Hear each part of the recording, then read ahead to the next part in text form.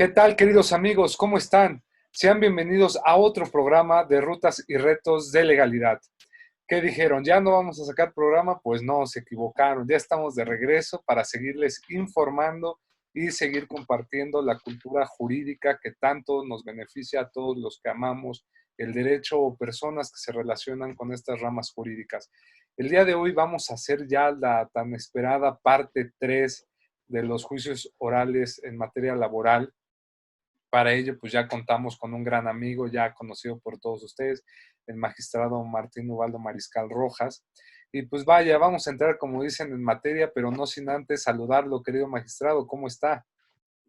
Hola, hola, estimado abogado Juan Negrete, amigo, y saludo con gusto a tu audiencia también, con pues la satisfacción de estar interactuando otra vez con ustedes, con muchísimo gusto, para abordar el tema de tanto interés que has comentado. Perfecto. Pues bueno, ahora como dicen, ya vamos a cerrar este ciclo con lo que muchos han esperado también, ya aprender cómo se va a desarrollar en concreto el juicio oral en materia laboral, es decir, la audiencia laboral dentro del proceso laboral. Y pues nos ha quedado muy claro, es decir, hacemos una recapitulación previa. Si pueden ver la parte uno, hablamos, el magistrado nos contaba de cómo está instaurado prácticamente en lo general el proceso laboral, qué principios lo rigen, eh, cómo se va a consolidar y sobre todo agotar previamente una fase conciliatoria. Posteriormente, en la parte 2 ya entramos a la etapa de juicio, donde cómo va a iniciar, cómo se instaura la demanda, la contestación, la réplica, la contrarréplica, la audiencia preliminar y la audiencia oral, con la cual va a culminar en una sentencia por parte del juzgador en materia laboral. Y ahora vamos a centrarnos en la etapa de la audiencia oral, por lo cual esta primera pregunta, magistrado, sería: Sí, ¿cómo inicia la audiencia oral en materia laboral? sí, claro. Bueno, la audiencia de juicio oral va a empezar con su apertura por parte del secretario instructor. Ahí va a haber una dualidad de secretarios. Va a haber el secretario instructor y un secretario de apoyo procesal. Por lo menos es lo que describe la, la configuración que se está proponiendo para el Estado de México en estos nuevos tribunales laborales. Como van a tener su vocación hacia la oralidad, con una etapa escrita que ya hemos comentado, vamos a tener entonces la etapa de juicio oral, que es la que estamos ahora abordando, y en esta todo parece indicar que será el mismo secretario instructor quien actúe con el juez titular del tribunal. Es decir, va a existir el secretario de apoyo procesal y paralelamente este secretario instructor. Todo parece indicar que este secretario instructor es el que va a asistir al juez en el desarrollo de la audiencia, o cabe esa otra posibilidad. Digo, esta podría ser la más obvia en función de que es el secretario instructor quien admitió la demanda, quien eh, recibió el desahogo de la contestación, de las vistas, la réplica y la contrarréplica, proveyó sobre las incidencias que son de su competencia en la fase escrita, y eso nos podría permitir asumir que él mismo, con el secretario instructor, con quien desahogó el juez la etapa escrita, podría ser con quien presida la audiencia. Aunque este mismo escenario podría revelarnos que pudiera esto generar una carga inusitada de trabajo para el secretario instructor. Y que en esa medida digamos, bueno, pues el secretario instructor que actúe hasta la audiencia preliminar o hasta antes de la audiencia preliminar, y ya en el desarrollo de las audiencias que dé cuenta que asista al juez el secretario de apoyo procesal. Considerando que el secretario instructor, si tuviera que atender una audiencia o audiencias durante las horas hábiles, pues no tendría el tiempo suficiente para desahogar los trámites que implica la fase escrita. Ahí están los dos escenarios. Ahí están.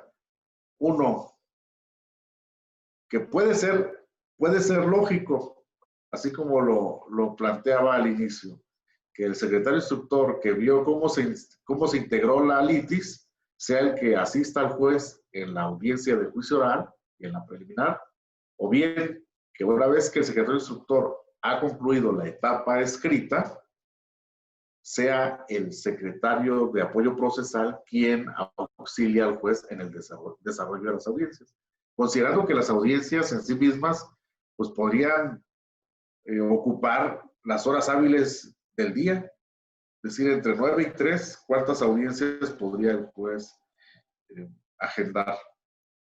Y si se va a ocupar ahí al secretario instructor en el desarrollo de todas esas audiencias, pues parecería que ahí se estaría consumiendo el día laborable del secretario instructor y lo condenaría a tener jornadas después de las 3 de la tarde para estar haciendo todo el trámite del procedimiento escrito.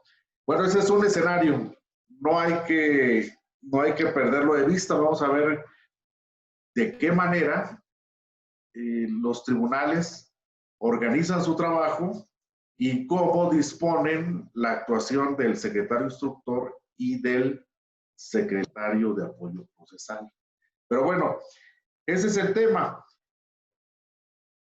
Debe abrir la audiencia el secretario, anunciar la presencia de las partes, de sus abogados, de los testigos, de los peritos, en fin, de quienes vayan a intervenir. Hay que identificarlos, hay que tomarles la protesta de ley, si van a intervenir en algún acto específico, como una prueba pericial, una prueba testimonial, una confesional, en modalidad de posiciones o a través de preguntas de interrogatorio abierto. De manera que esa audiencia tiene que abrirse en la fecha y hora señalada en el acuerdo que se dictó en la audiencia preliminar. ¿Qué sucede? Puede ser que las partes no estén al inicio de la audiencia. Bueno, esto va a implicar que la audiencia, no obstante esa circunstancia, pueda llevarse a cabo, es decir, puede abrirse la audiencia. Incluso si no llegan las partes, la audiencia puede llevarse a cabo sin la presencia. ¿Con base en qué? Bueno, con las actuaciones que ya obren en el expediente. Hay una situación que puede marcar la pauta para diferir el desahogo de la audiencia y sería que las pruebas, algunas, no estuvieran debidamente preparadas, habiendo sido esto obligación del tribunal su preparación. Si esto hubiera sido por causa imputable a las partes, bueno, pues ahí sí que ese aspecto pues ya no sería responsabilidad del tribunal y esto provocaría eventualmente la deserción de la prueba. Entonces tenemos estos escenarios. La audiencia debe abrirse con o sin la presencia de las partes. En esta primera hipótesis, si las partes se incorporan a la audiencia una vez iniciada, podrán hacer valer los derechos que correspondan a la etapa en que se apersonen. Es decir, si ya concluyó la etapa de desahogo de pruebas y llegan a la de alegatos, bueno, van a poder hacer uso del derecho de formular alegatos, pero ya no tendrían derecho a intervenir en el desahogo de las pruebas. ¿Por qué? Bueno, pues porque cada audiencia en su interior tendrá etapas definidas donde se van a ir desahogando los actos procesales correspondientes a cada etapa.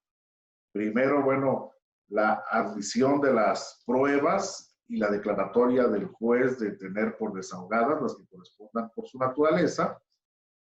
Después, las que ameriten un desahogo y que previamente hayan sido preparadas, como la testimonial, por la citación de los testigos, la confesional por la citación del absolvente, la pericial por la citación, la protesta de los peritos y el hecho de haber circulado el cuestionario, la inspección judicial, de tal manera que en esta etapa, bueno, pues es importante que las partes estén presentes. Si no lo están, pues perderán los derechos que pudieran eventualmente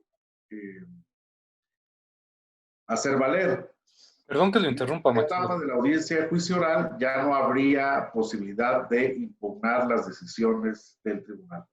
Entonces, la recomendación es estar presente a la hora de inicio de la audiencia y hacer valer los actos procesales que correspondan, porque de otra manera precluyen. Perdón, magistrado, es que me llama mucho la atención lo que decía. Entonces, si si se inicia, es decir, el secretario instructor es el que va a dar inicio a la audiencia oral, ¿no? Si ¿Sí? estamos bien. Ahora, ya que se va a dar inicio a esta, estamos diciendo que el juez tiene que estar presente, van a iniciar las etapas procesales correspondientes Sí. y estas pueden precluir si no están presentes las partes para ejercer ese derecho.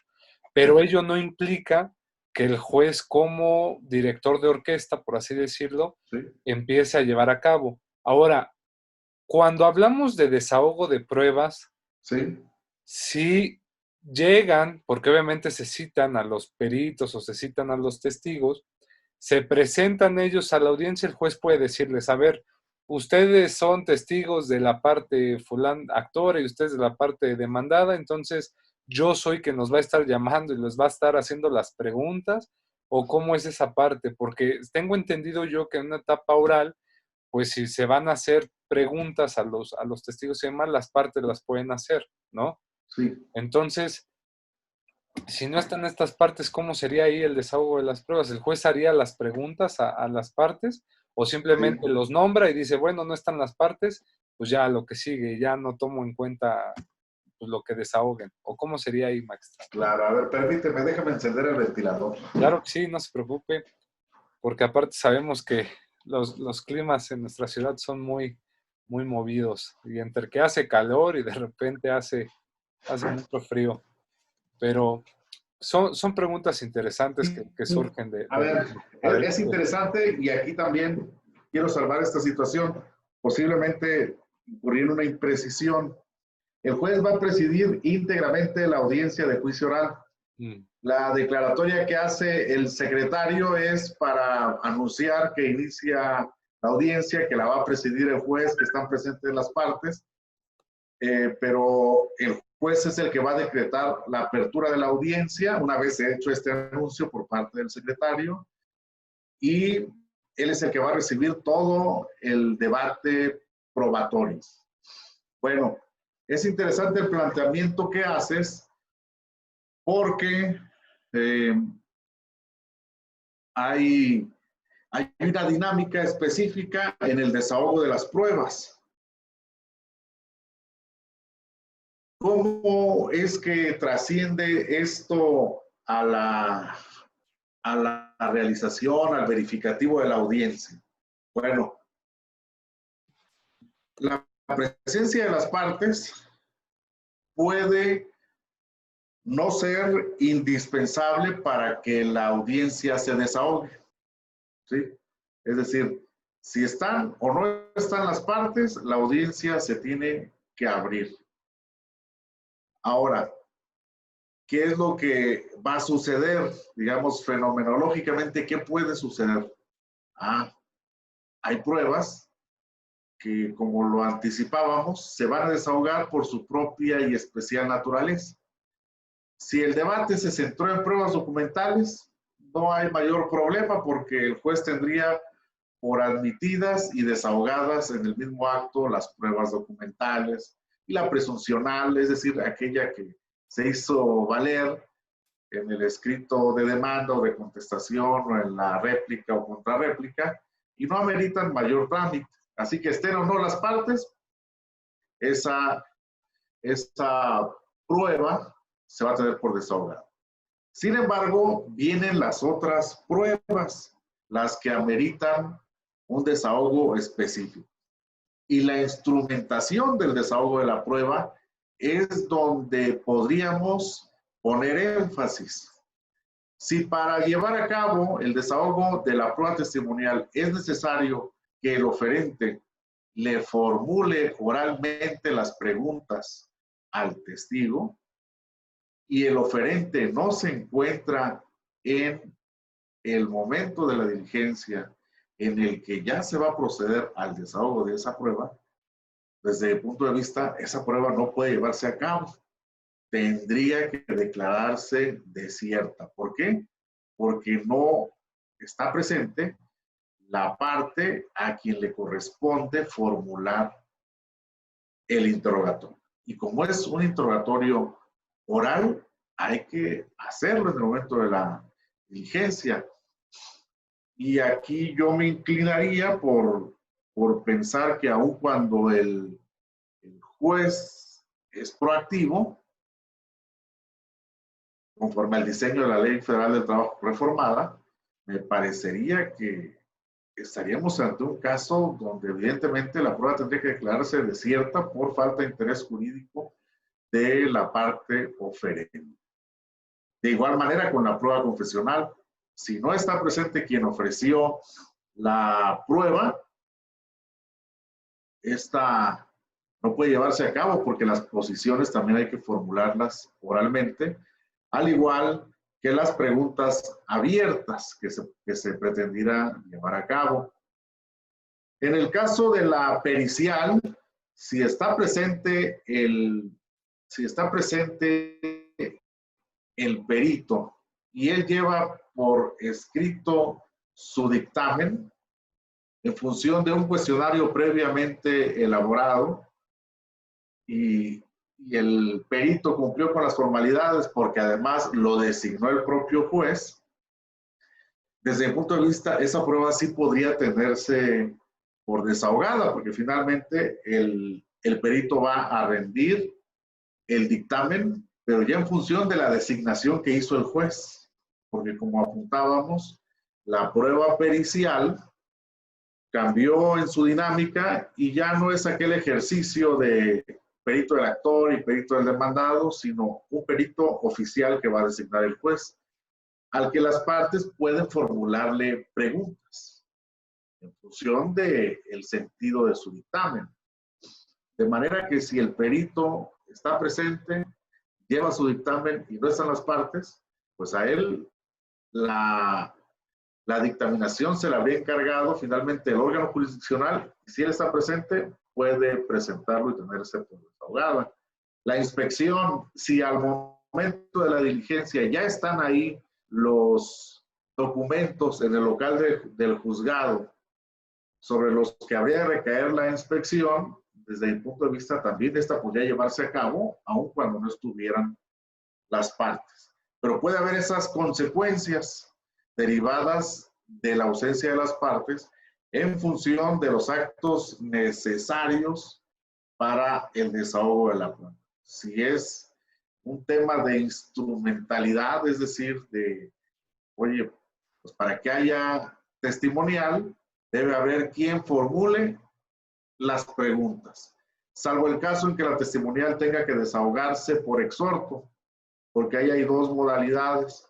Puede llevarse a cabo a través de interrogatorio o preguntas en un interrogatorio escrito y repreguntas igualmente de manera escrita, que se mandarían en sobre cerrado al tribunal exhortado para que este tribunal pueda llevar a cabo la prueba testimonial vía exhorto. Es una modalidad para el desahogo de la prueba testimonial. La otra es que se desahogue por videoconferencia. Y también aquí surgen otras situaciones que podemos anticipar.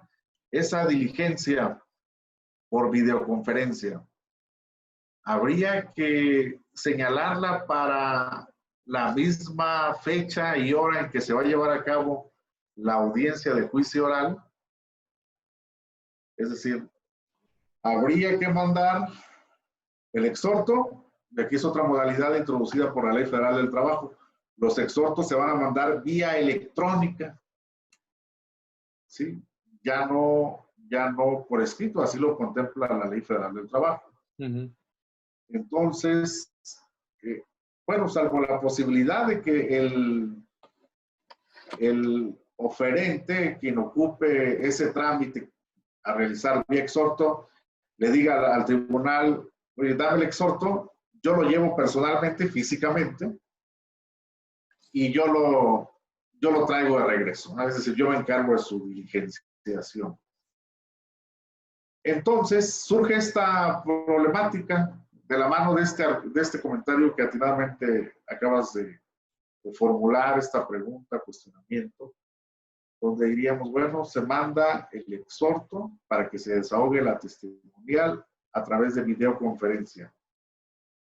Entonces, habría que empatar las agendas para que el tribunal exhortado cite ante su presencia al testigo el mismo día y hora en que va a tener verificativo la audiencia de juicio oral. Entonces, es un tema interesante, es un tema relevante, y la otra opción es que se desahogue vía exhorto, que allá le formulen las preguntas ante el tribunal exhortado, y que allá le hagan las repreguntas, y una vez desahogada la prueba, se remite al tribunal exhortante y este da cuenta de su desahogo en la audiencia de juicio oral. Esa parecería ser la otra alternativa de esta prueba.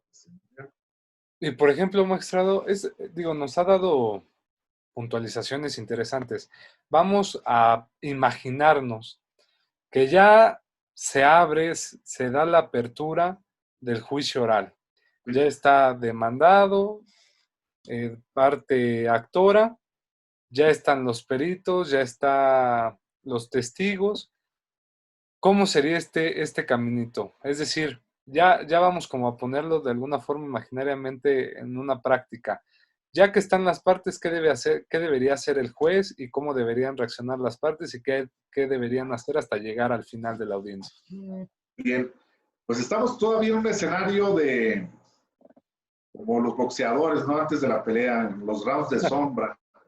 Sí. Sí.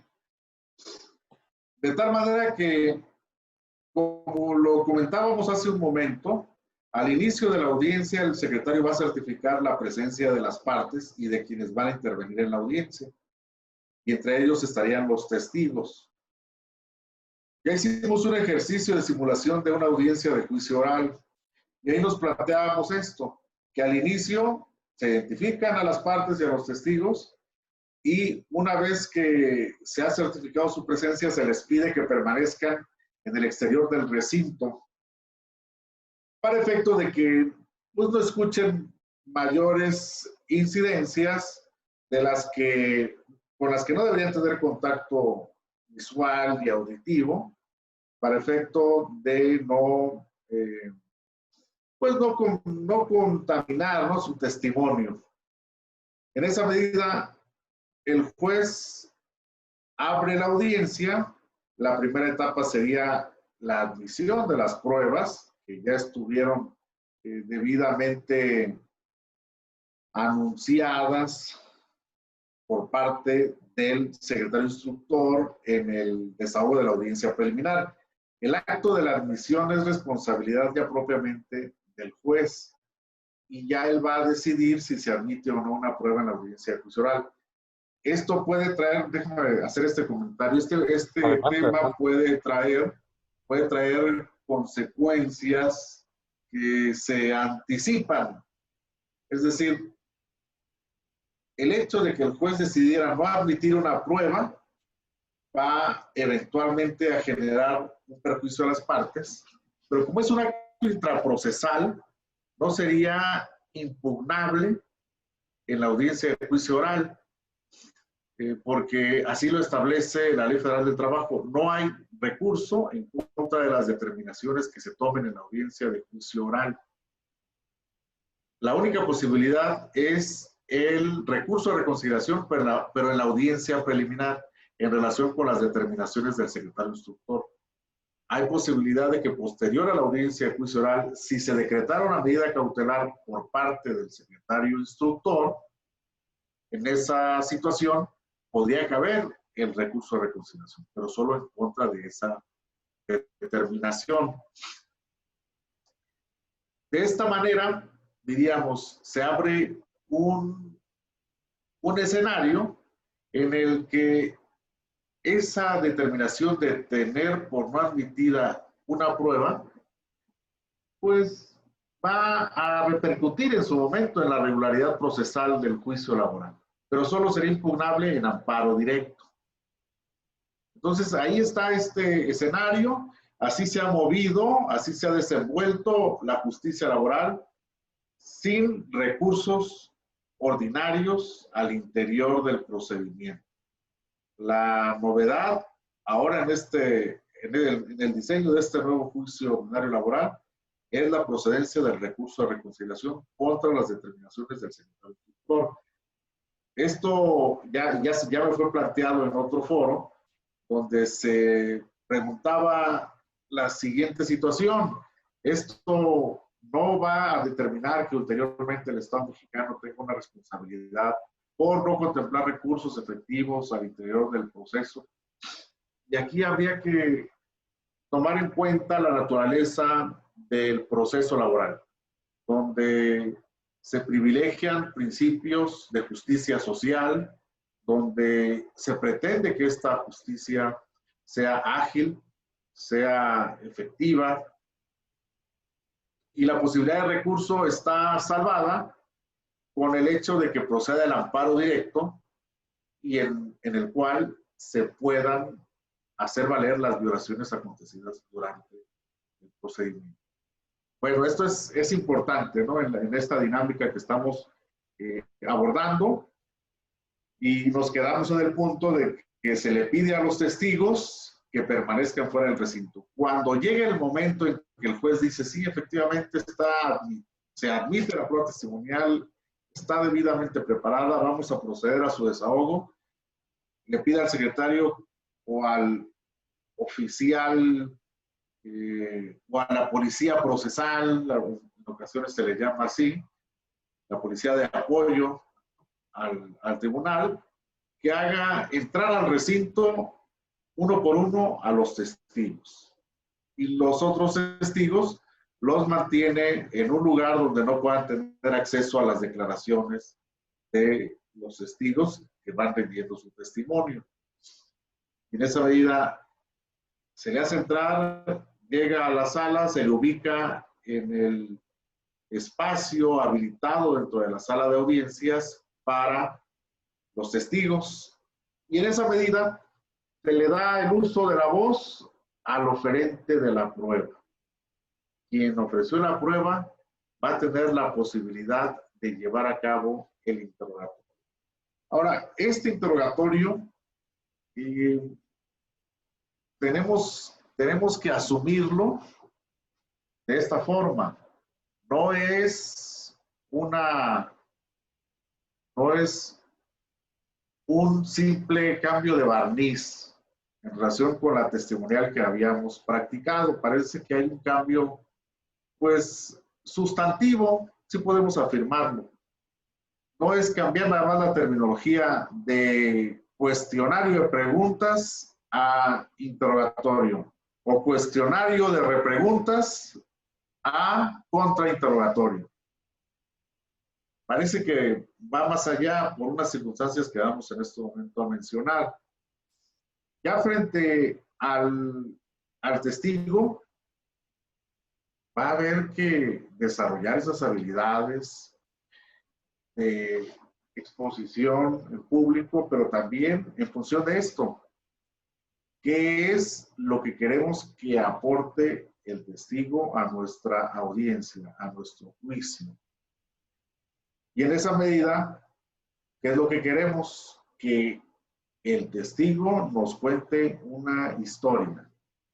¿Cuál historia? La relevante para efectos del proceso. ¿Y qué es lo relevante para efectos del proceso? El aspecto de la litis que fue controvertido. el aspecto que fue negado por el demandado o negado por el actor. El hecho donde se dice que no sucedió como uno afirma y entonces hay que probar que sucedió así. De tal manera que teniendo esto como faro, el abogado tendrá que interrogar a su testigo con el ánimo de que le cuente esa historia. ¿Y de qué manera? Bueno, primero hay que ubicar al testigo en las circunstancias de tiempo, modo y ocasión, ¿verdad? Hay que ubicarlo en esas circunstancias. Y esto en el argot de los juicios orales se llama la acreditación del testigo. Hay que acreditar al testigo frente al juez. Hay que darle motivos al juez para creerle a nuestro testigo.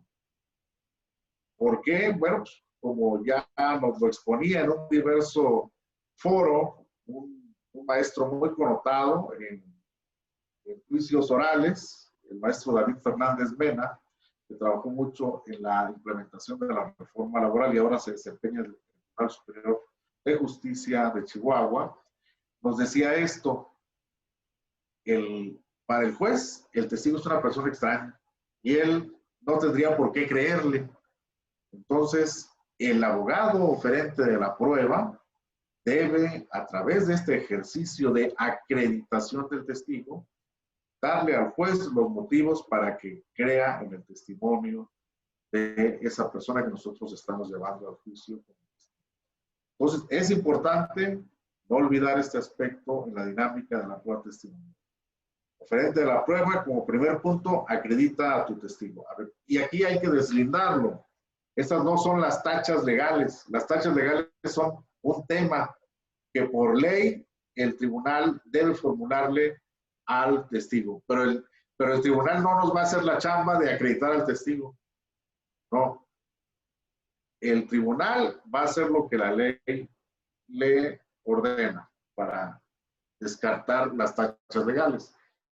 Y el oferente de la prueba tiene que abocarse a este ejercicio fundamental de la acreditación del testigo.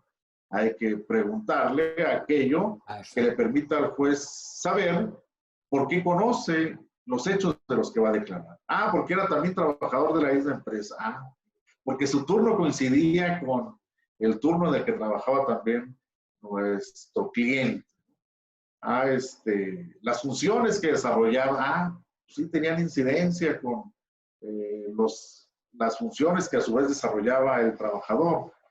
De tal manera que esto es un aspecto fundamental. Y también las reglas de oro en los interrogatorios, pues es mientras más conducentes, más pertinentes, más precisas sean las preguntas y donde acotes el tema para que el testigo te dé las respuestas que quieres, digamos, con el menor número de preguntas. Digo, tampoco llegando a la exageración, ¿verdad? Que con una pregunta y el testigo te diga todo. No. Habrá que irlo llevando con las preguntas idóneas, pertinentes, suficientes, precisas, claras, para que el testigo nos dé la información que queremos. Hay que saber cuál es la historia que queremos que nos exponga el testigo y que la cuente ahí en el tribunal. Y aquí viene el otro tema, como decías, ¿qué tienen que hacer las partes, verdad? Una vez que ya estamos ahí en el escenario. Bueno, el testigo inicialmente es controlado por el oferente de la prueba, pero también viene el control horizontal, que es la parte contraria, la interacción de la parte contraria. ¿Sí? Perdón, eso me llama mucho la atención. Entonces, normalmente en materia penal, sabemos que cuando hay un testigo, el oferente de la prueba empieza a preguntar, ¿no? Y normalmente hay objeciones, ¿no? Señor juez, objeción, es una pregunta sugestiva, objeción, es una pregunta tal cual, hay una clasificación, ¿no? esto mismo, bueno, la primera pregunta es, ¿eso mismo operaría en el juicio laboral? Y la segunda es, así como en materia penal hay un interrogatorio por parte del oferente, un contrainterrogatorio por parte de la contraparte, también va a haber ahí una réplica y contrarréplica, es decir, es interrogatorio contra interrogatorio, la réplica del contrainterrogatorio más la contrarréplica de la réplica del contrainterrogatorio, ¿no? Entonces, ¿operaría igual en materia laboral? Esa es la segunda pregunta. Gracias, magistrado. Bueno, sí comentábamos que viene el control horizontal y efectivamente la dinámica de la prueba testimonial impone que aquí en materia laboral sí va a haber objeción. Es decir, el control horizontal se va a dar por la interacción de la parte contraria del oferente de la prueba testimonial. Va a poder objetar la formulación de las preguntas, lo cual no sucede en materia mercantil. O bueno, pues así lo practican. Yo diría, es algo connatural, es una manifestación del principio de contradicción. O sea, el hecho de que literalmente no lo dijera la ley, lo cierto es que las pruebas siempre se reciben con citación de la parte contraria y la parte contraria debe tener la posibilidad de objetar la formulación de las preguntas, pero he visto audiencias donde se les dice, no, el Código de Comercio no contempla la posibilidad de objetar. Pero vaya, pues aquí hay que aplicar un principio y el principio de contradicción es una constante en la recepción de las pruebas. Pero bueno, es otro tema, ¿no? No, pero tiene Aquí el razón. punto es, sí, aquí el punto es que la prueba, en la prueba testimonial que ha diseñado el legislador para el juicio laboral, sí está contemplada la objeción. Y aquí el punto es que es un ejercicio dinámico, ¿no? Es algo así como jugar ping-pong, ¿no? Es un ejercicio dinámico, no es ajedrez. Son decisiones y actuaciones de bote pronto. Es decir, formulando la pregunta, y perdón por el coloquialismo, pero a las vivas, la objeción, como vaya. Esto es importante, magistrado, porque para los que nos están escuchando, así es en materia penal. Es decir, si en materia penal tú no objetas cuando pregunta la parte al testigo y el Sí, testigo ya respondió, tu objeción ya no cuenta. sí, La objeción tiene que ser previo a la respuesta del testigo para que la califique el juzgador. Entonces, esto es así muy es. interesante, la rapidez que tiene Y que tener el abogado. hay que estar en la audiencia, ¿eh? O sea, no, digo, aquí anticipémoslo, ¿eh? Entrar a una audiencia de juicio oral es dejar apagado el teléfono, ponerlo en modo avión, silenciado, como ustedes quieran, pero no pueden dejar la atención, de tener la atención en el desahogo de la prueba. Si el testigo contestó, precluyó su derecho a objetar las pruebas, digo, las preguntas. ¿Cómo tienen que ser las preguntas? Pues hay una metodología. De entrada, pues hay que hacerlas de forma verbal. No deben ser repetitivas. Tampoco deben llevar implícita la contestación. No pueden ser ambiguas, indicativas, ni referirse a hechos y circunstancias ajenas al objeto de la prueba o que pretendan coaccionar a los testigos. De tal manera que, así reiterémoslo, el momento de la objeción es hasta antes de que el testigo conteste. Y hay que estar bien ciertos que la materia de la objeción va a ser en relación con estos puntos que acabamos de mencionar, sobre los términos en que se formuló la pregunta. Nada que ver con el tema de fondo del juicio, ni mucho menos cualquier otra circunstancia. Es sobre los términos en que fue formulada la pregunta. El juez debe resolver en el mismo acto sobre la procedencia de la objeción y tendrá que darle una respuesta. Y aquí asumámoslo. No esperen un ejercicio de fundamentación y motivación donde el juez tenga que decirles, vamos, que con fundamento en estos artículos y en estos otros, y además en la jurisprudencia número tal, tiene que ser un ejercicio sencillo. Puede ser que con una palabra el juez les diga desechada, testigo conteste, o puede ser que ustedes digan es reiterativa y el juez solamente les diga fundado, no se ha formulado, conteste. Es decir, tenemos que visualizar que la fundamentación y motivación de las decisiones en una audiencia no puede estar sujeta a esos paradigmas de la tesis de jurisprudencia de la segunda sala, de lo que es fundamentación y de lo que es motivación. Este es un ejercicio dinámico donde, desde mi punto de vista, la fundamentación y motivación va sostenida por la lógica del desarrollo de la propia audiencia. A posteriori, cuando analicemos la legalidad de ese laudo, vamos a decir, estuvo bien desechado.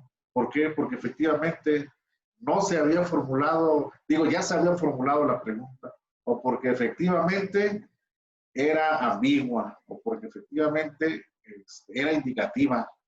En fin, hay que meternos también nosotros a esta dinámica donde, pues, en función del tiempo limitado que hay para el desarrollo de una audiencia, tendrá que hacer estos ejercicios concretísimos de decisión y en cuanto, pues, en espacio de segundos, de tal manera que esto sí implica una modificación en la dinámica de cómo entendíamos las pruebas. Hay situaciones, y esto lo vi en materia penal, donde si el juez no tuviera de inmediato la respuesta para la objeción, podría darle vista a la parte contraria o a la parte que formuló la pregunta. Y aquí puede ser también un tema de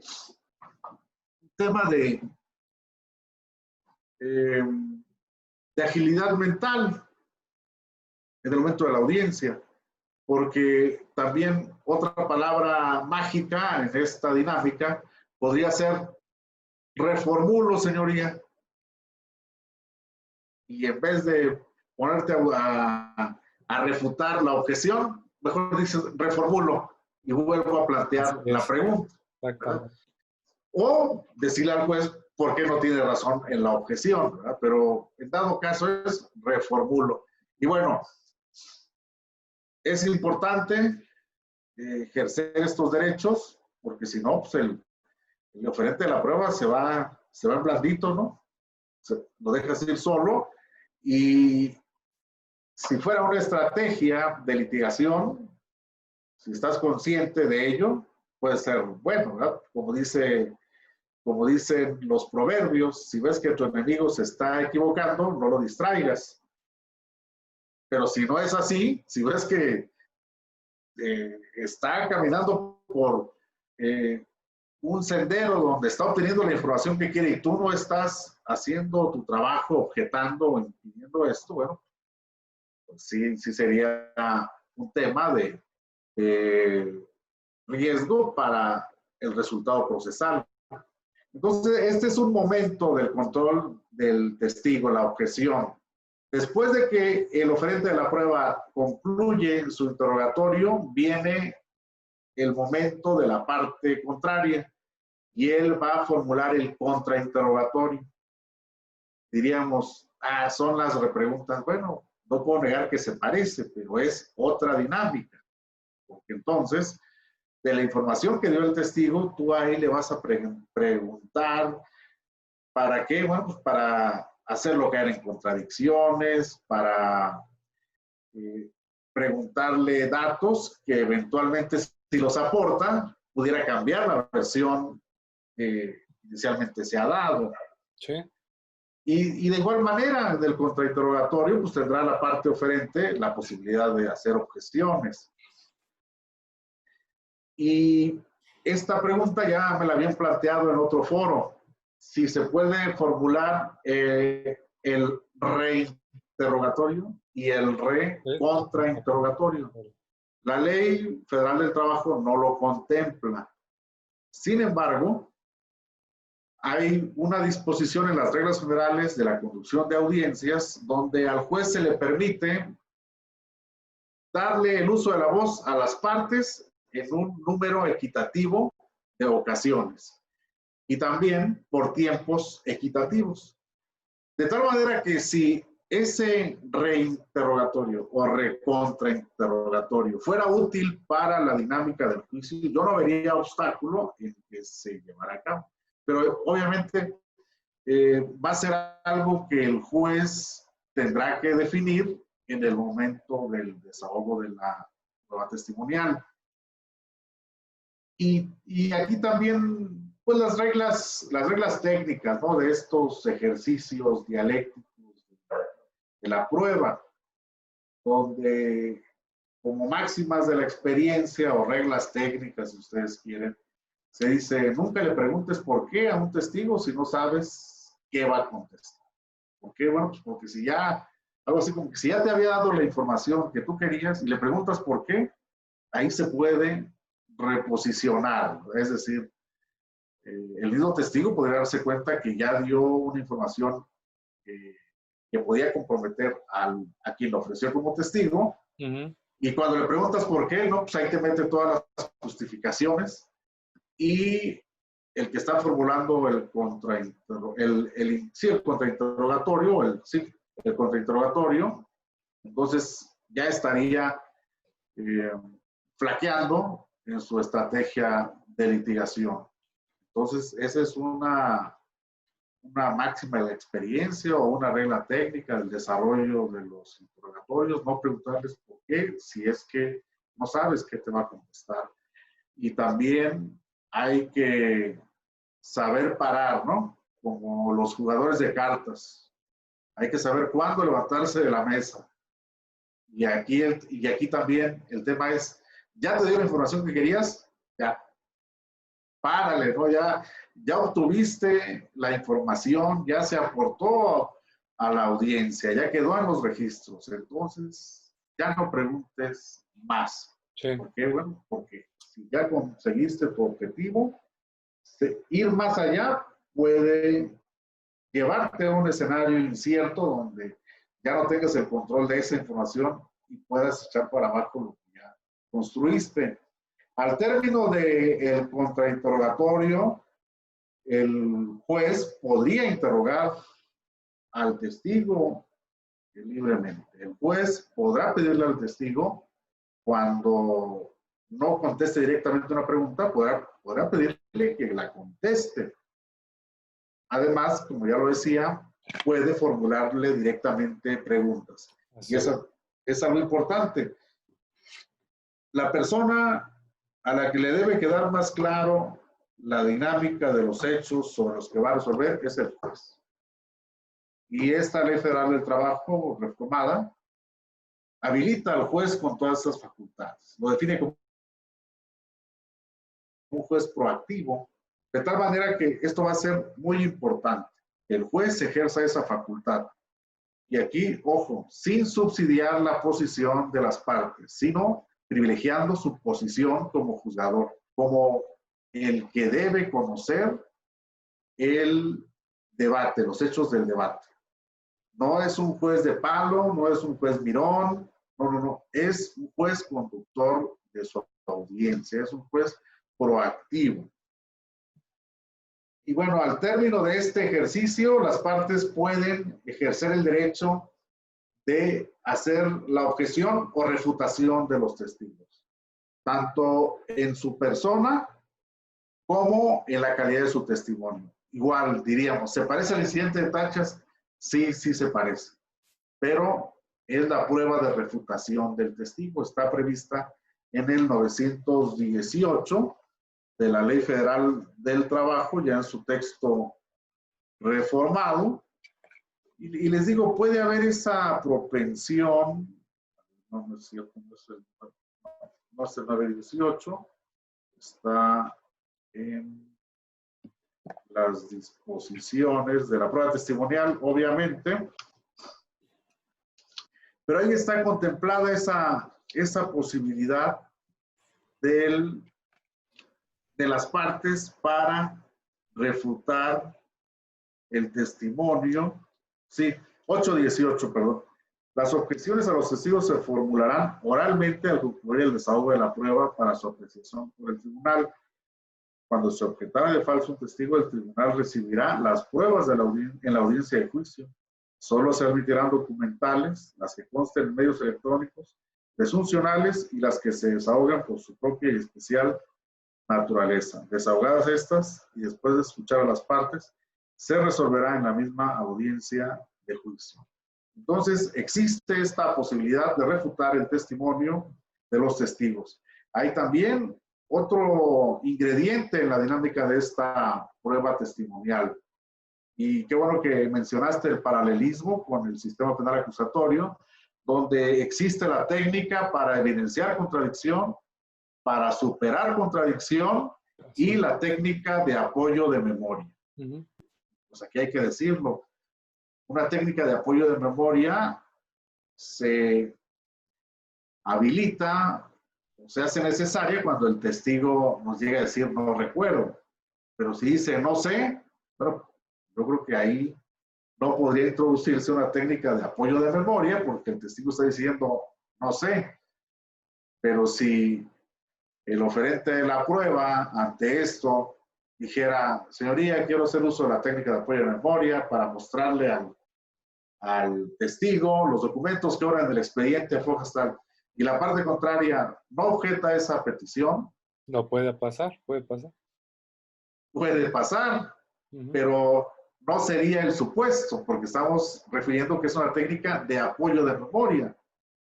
Si el testigo dijera, no lo recuerdo, entonces sí.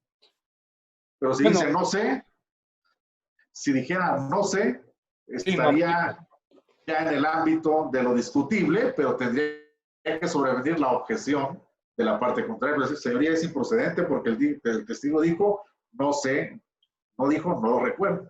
No, o hasta el propio juzgador, ¿no? También decir, ¿sabes? Hasta el propio juzgador. No era, en este caso.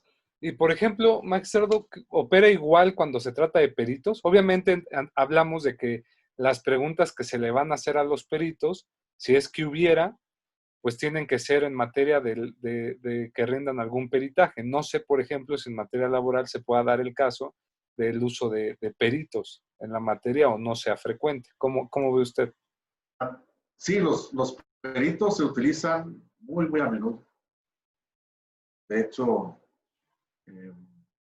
hay muchas objeciones en función de la autenticidad de los escritos de renuncia. Se objetan las firmas y sí se hace uso de la prueba pericial para estos casos.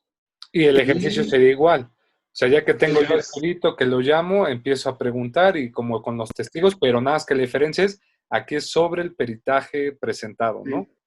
Igual, también se puede atacar la acreditación del testigo, los elementos de la acreditación del perito, perdón.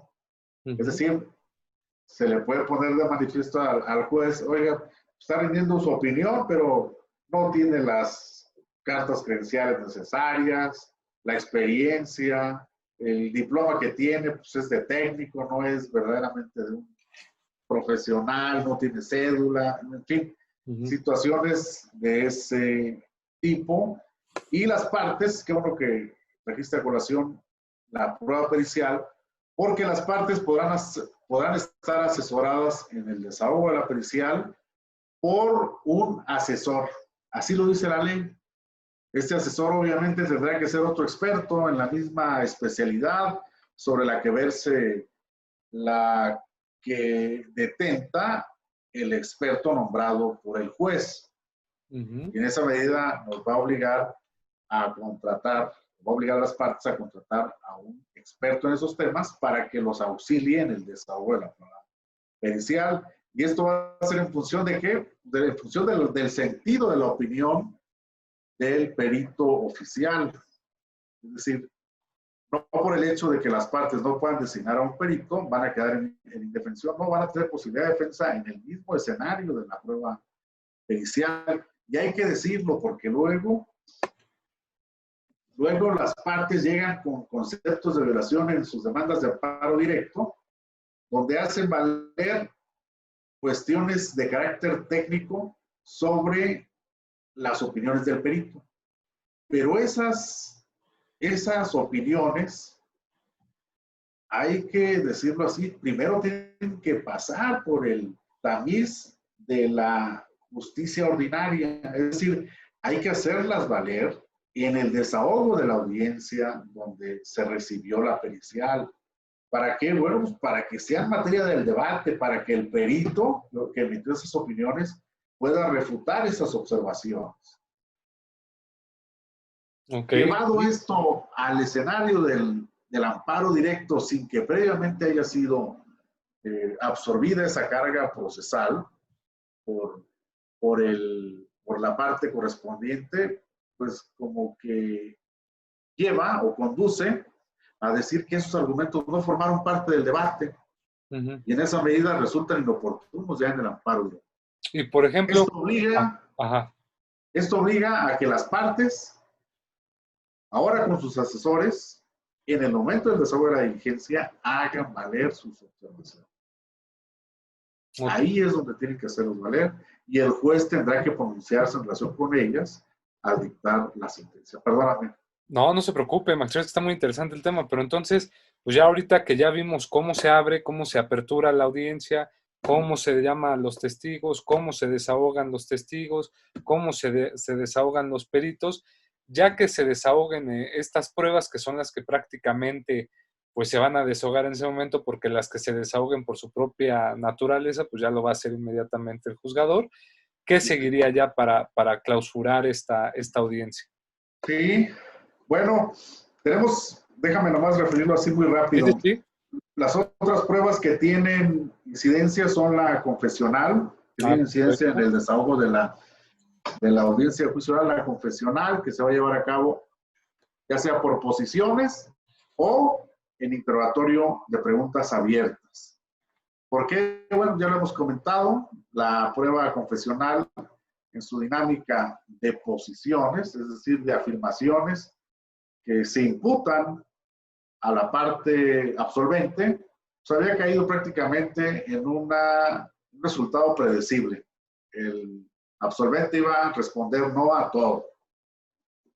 En casos excepcionales, bueno, sí había una que otra confesión por posición.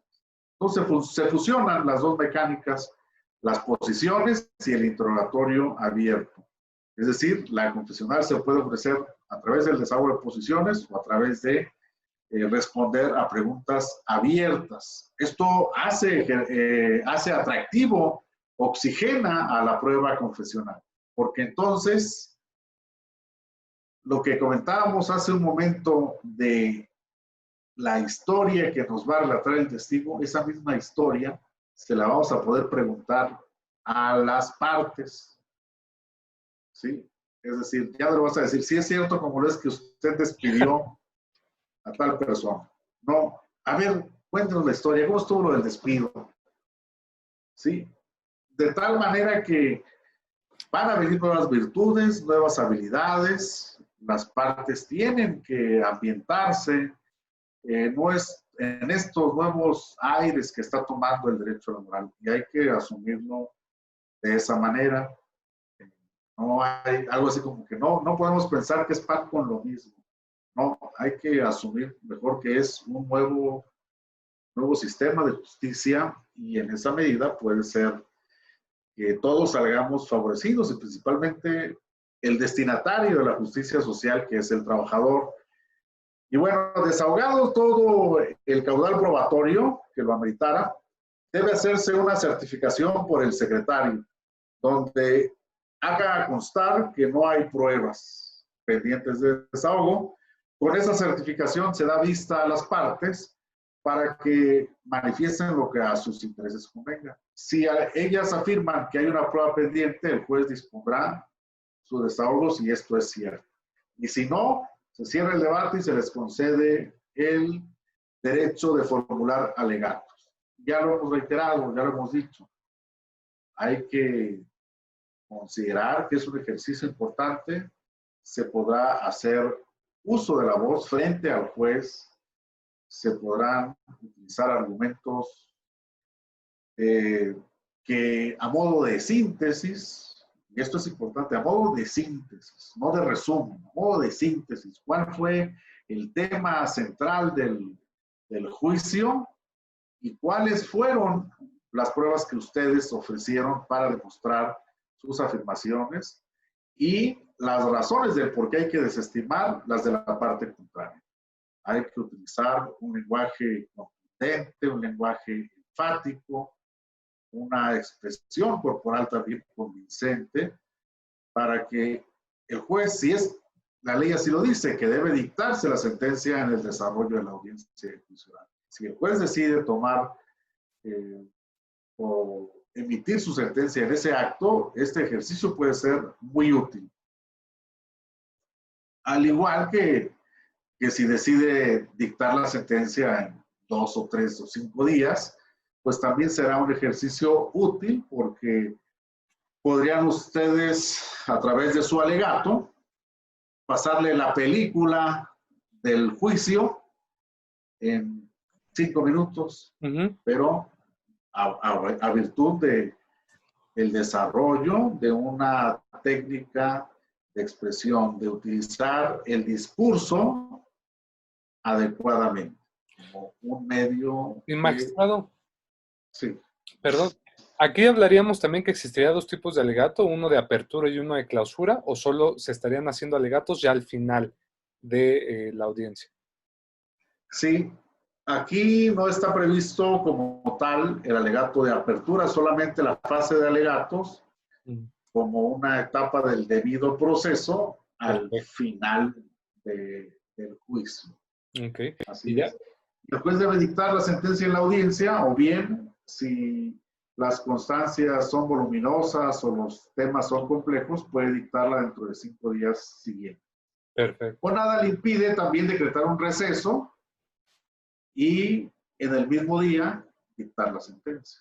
Por ejemplo, atendiendo este principio de continuidad, en una audiencia oral, pues obviamente se prevé que si ve que el juez va muy larga la audiencia, pueda suspenderla y reiniciarla otro día, o tiene que ser sí, claro. Perfecto. Sí, sí. Así es. No, pues ahí está el escenario, ahí están los ingredientes de este nuevo juicio laboral. Va a quedar en manos de nosotros como operadores de este nuevo sistema de justicia, irle dando las formas, irlo haciendo ágil, evidentemente. Pero todo, es importante, ¿no? Perdón por recurrir a estos ejemplos de la vida cotidiana, no necesariamente del ámbito de los abogados, no, de otros ámbitos. Sí. Como dicen, en los deportes de alto rendimiento, ¿no? O en los deportes profesionales.